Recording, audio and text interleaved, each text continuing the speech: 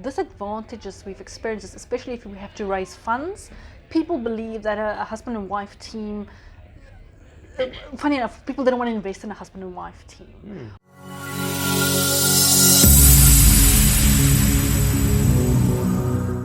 Hi guys, welcome to the Being Yourself show, where we talk to the people who have followed their passion to achieve great success. If this channel adds any value to you, then please do consider subscribing by tapping on the subscribe button. Don't forget to hit the bell icon so that you get notification for the future videos. Don't forget to tell me what are your 3 takeaways from this interview by writing in the comment section below. Enjoy the show.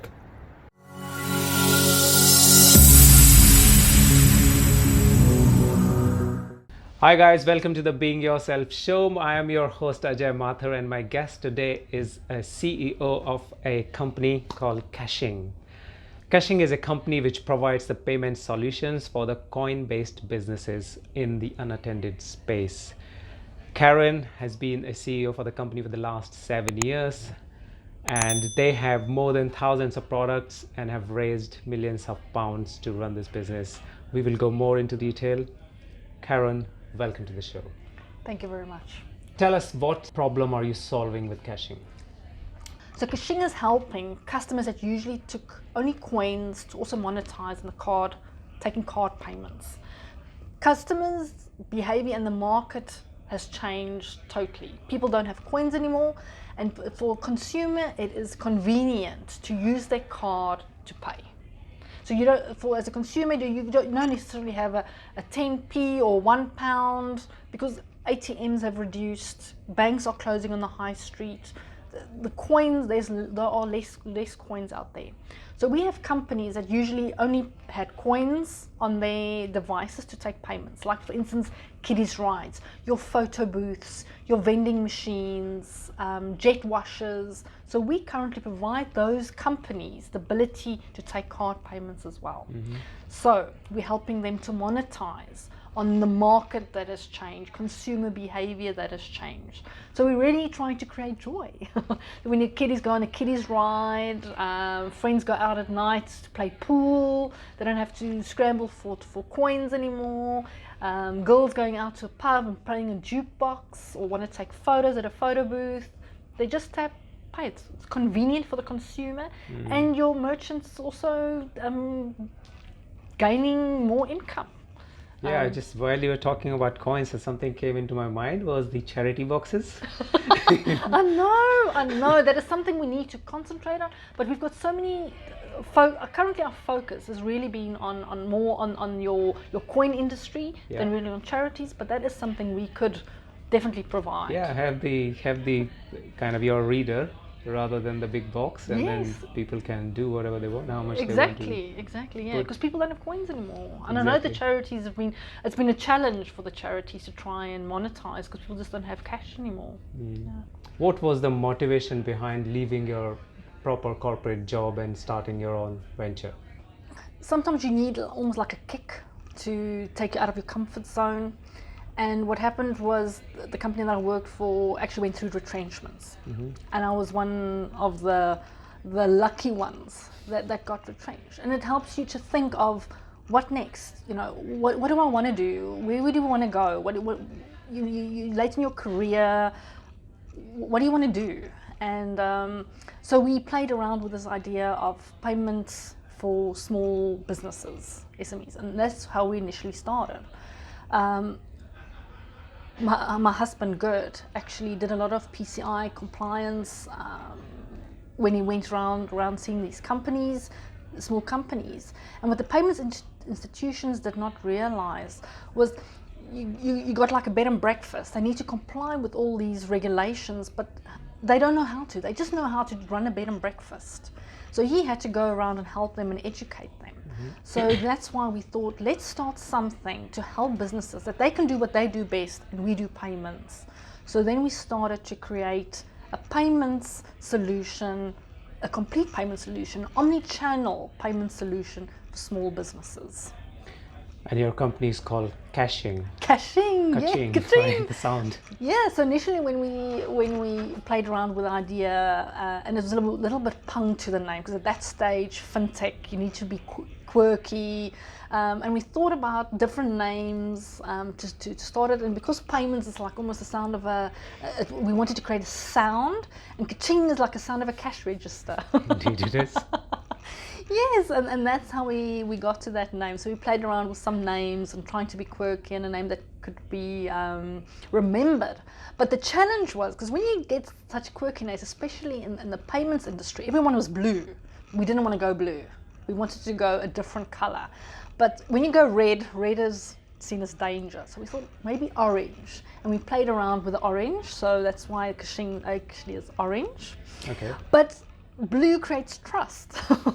But we didn't want to go down that route, and especially when we started to try and create that trust element with your customers was quite a challenge. And people thought also Kashing, it sounds like money laundering.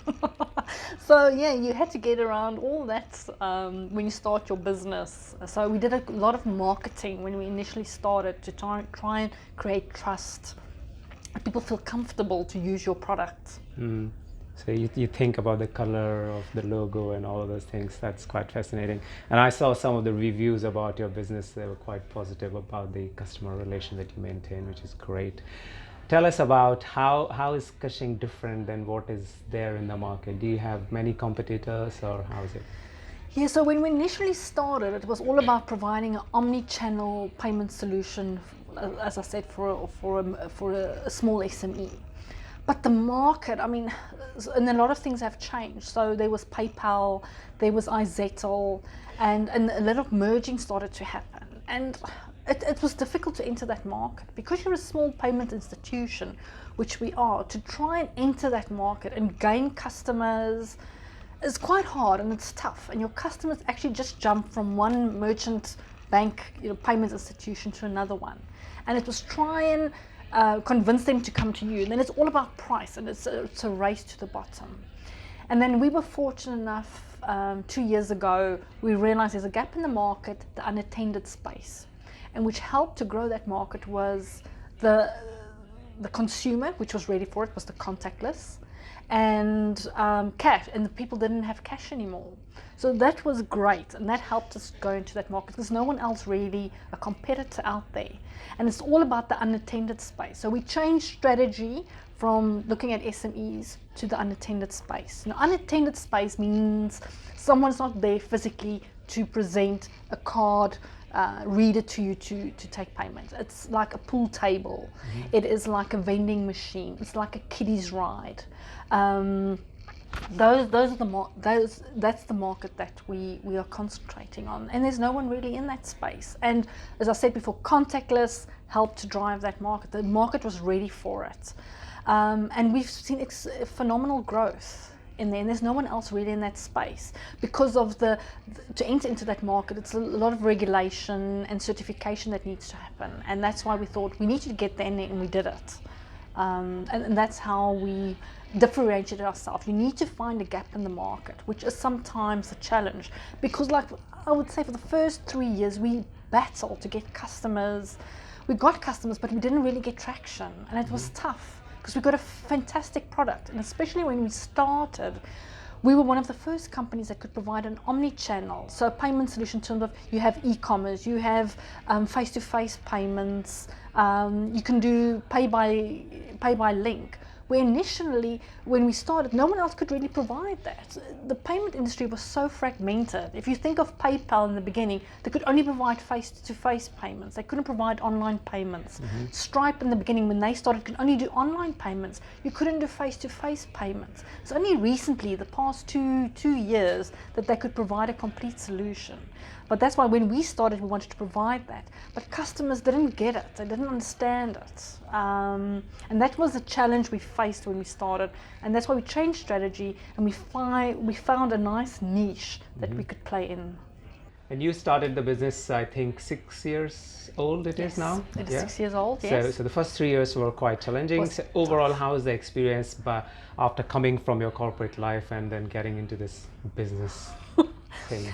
Yeah, it's a huge change, because especially if you come from a corporate environment, you've already got policies and procedures. Now you start your own business. There's no policy. There's no procedure.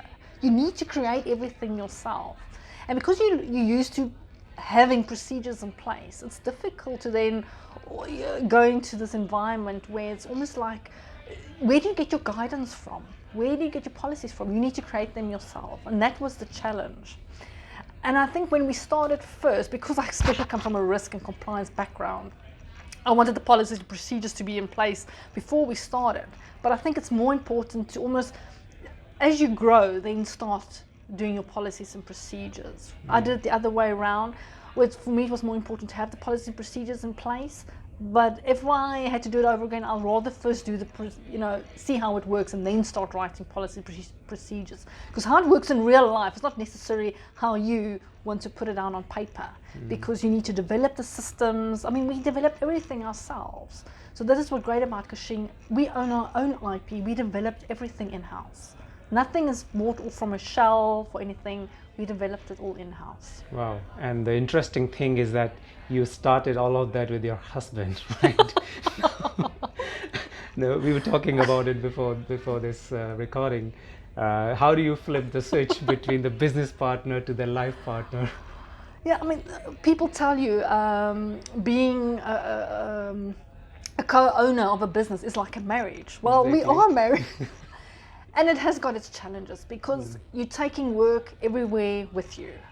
And to be, at the day you're quite honest with each other. I don't like this, I don't like that. And you bump heads, and there's no time to beat around the bush when you say something. You're quite honest with each other. And then, when you have this fighting environment and you go home and now you need to be romantic and lovey, it is a challenge. It is really a challenge. And that's why we really need to tell ourselves tonight is date night. We need trying to create a romantic atmosphere. And that because, I can promise it's got its challenges. Right. It is quite challenging. And so some of the advantages is definitely that you have trust, honesty, in the relationship and while you work as well. So I think that is one of the advantages. The disadvantages we've experienced is, especially if we have to raise funds, people believe that a husband and wife team, funny enough, people didn't want to invest in a husband and wife team, which I find strange, because I think it's quite a strong team. Yeah. Because co-founders, I don't think if there's a breakup and it might be because if there's a breakup or the business dissolves or whatever, that there'll be less fighting or less messy if you weren't married. I don't think so. I mean, if a partnership breaks up, it will be messy no matter what. Yeah. Yeah, breaking up the business partnership is as messy as breaking up a relationship. Exactly. And I think husband and wife is quite a strong team, and you put everything in it. I think you work much harder to make this work. I think it's a strong team. Yeah, and you guys are doing strong, so great. Oh, no. Yeah, well done on that. So there's one thing that I ask most of the people who actually have followed their passion and left what everybody was doing, which you have done, and I want to understand your point of view about the education that you have received and how did that help you taking this kind of decisions. So tell us something about how did your education help you taking this decision to leave that and then start something on your own, which you hardly had experience about. How did you come up with that decision, and how did your studies actually help? Yeah. So I studied B-commerce, so commerce, which helps a lot. And in the fintech environment, having a commerce background helps. So I did my commerce, and then I did honours in commerce, and then I did my MBA. I did my MBA a little bit later when I was already working, which helps a lot. I think when you do MBA, it's good to have at least worked a few years. Yeah. And I think my MBA has helped me a lot. It helped me to do a business plan, because when you start up a business, your business plan is probably the most important thing that you can ever do. And to do a business plan is quite difficult. You need to research a lot. You need to understand what is the problem. You need to understand what problem you're solving. You need to understand what market you're going to enter, how you're going to do it. Putting a business plan together, my MBA has helped me a lot with that. Although, I mean, I did that about 20 years ago. And a lot has changed, especially in the marketing environment. I mean, 20 years ago, there was no Twitter, there was no LinkedIn, Facebook. So you always need to educate yourself and learn what is the latest trend. So education never stops. It lays a good foundation, but it never stops. Things change, new things come to light, and it's always good to understand what are the latest trends. I mean, fintech was not really a word, well, probably not an industry a few years back, and now it's the latest hot topic, the best thing since sliced bread. And yeah, so although my background, and my husband and I, we never thought we'd do a business together, because he is much in PCI compliance, which is the card industry, and mine is risk and compliance, and we never thought we would be able to work together. But actually it complements. My risk and compliance helped us to get our banking license or our FCA license, because I understood the FCA speak, what the FCA requirements were with anti-money laundering, data protection, those things. So that helped me a lot in what I've learned in my work experience. It helped to create our business. So that is about your graduation and the post-grad. Yes. But let's go back a little bit further in time. Sure. And there has been a lot of media uproar about how the education system is broken and Yeah. it doesn't work anymore. It was Yeah. made for the industrial era. Yeah. We now need new skill every year, really, in order Yeah. to survive, which is true. But I personally still don't agree that the education system is like completely broken.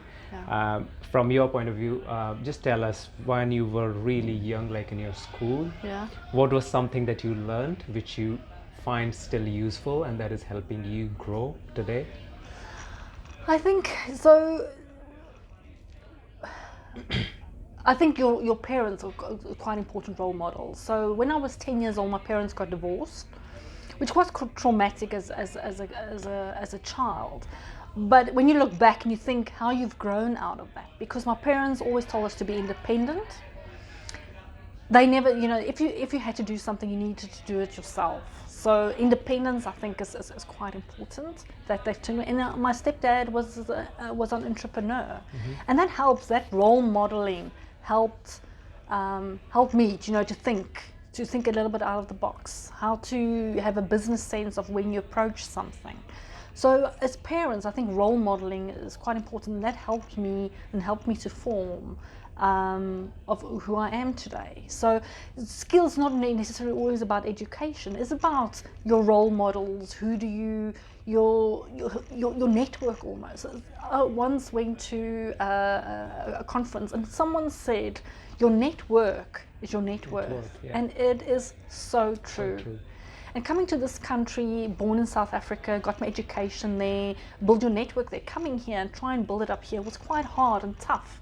And I think we experienced that, especially when we had to raise funds. I didn't have a lot of network. And it's trying and build that and create that. And I think that is something where the education should come in.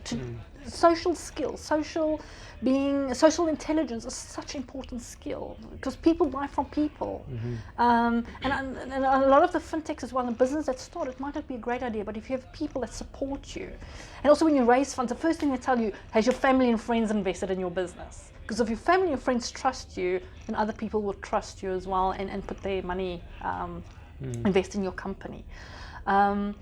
The social skills definitely is such an important skill to learn, so not necessarily education. And something that I wish my parents pushed me towards, because my parents were a lot about sport. I mean, our TV channel never changes, it's always on sport channel. But it's speech, presentation skills. You know what, even if you're not going to be the best presentation, that's not your dream, you somewhere in your life you will need to stand up and need to present. Yeah. in any work situation, and try and learn to present yourself, to speak, go to debating courses. It's such an important skill. If that is one thing I can tell the education should concentrate on, it's debating skills and presentation skills. Even how your voice is, to create confidence. I know Margaret Thatcher, she had to try and deepen her voice because a deeper voice creates trust, confidence, talking slower. I know these are things I'm telling you, but don't think I'm doing it myself. And I had to do this. Actually, one of my investors told me I needed to go on a speech learning skill course to try and how I present myself, how I talk. Because even when raising funds, when you talk in front of a crowd, how are you presenting yourself? How are you conveying a message? And even when you have to convey a message that is precise, to the point, it's quite important. Yeah, and that is quite interesting because I did ask the same question to my previous 2-3 interviewees, and they said more or less the same thing. The networking and public speaking came at the top of the list. People who are coming out of their college, right, they are also very confused to what next. Yes. They just follow what everybody else is doing, right? Apply to 10 different companies without knowing what exactly they want to do really in life. And some people do realize early, they even drop out from the colleges and they start their own something. I would like to know from your point of view, what would be your top 3 advices for the people who are starting their careers or the people who are starting to get into some sort of entrepreneurial initiative? It's difficult. You know, there was a saying, you know, do what you love and you'll never work a day in your life. I don't necessarily agree with that, because if your hobby becomes work, I don't think you'll enjoy it anymore. And this is where this whole drive about mental health and all that. Your hobby needs to be a hobby, something that you do when you want to do it. Work sometimes, not that I'm saying your work you should hate your job and that. I mean, it's important to like what you do, but there are certain days that I don't want to get up, where it is tough to motivate myself. But I think work and hobby needs to be separate from each other. Your hobby needs to really be something that you want to do, not necessarily always your work. And it's sometimes different and different skills, but this is my belief. I don't know, for someone that started, I don't know. It's difficult. It's difficult because you need money to survive.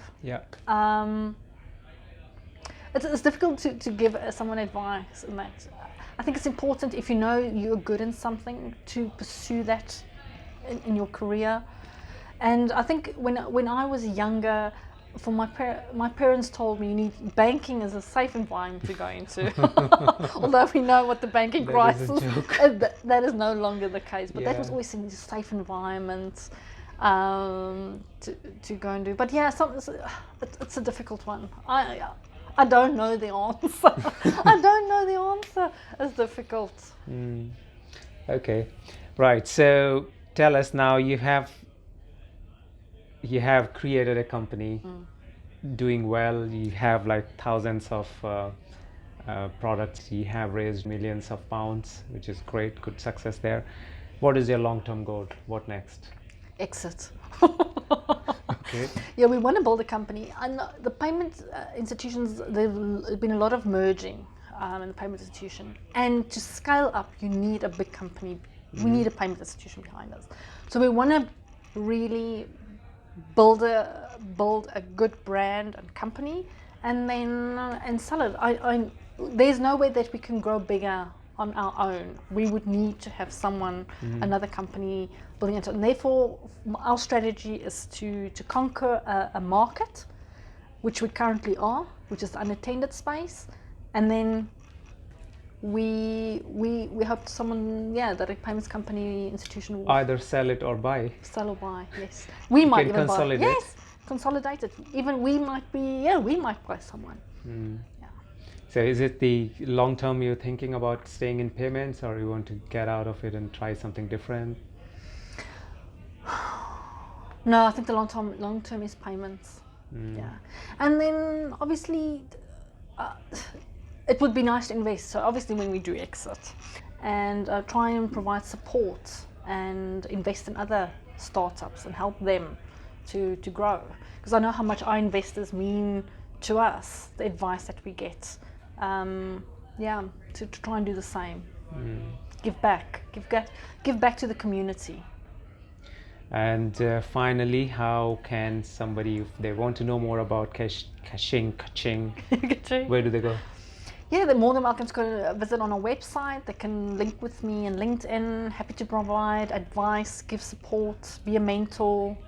So www.kashing.co.uk. That is kashing.co.uk. All right, guys, this is how an entrepreneur's journey looks like in a nutshell.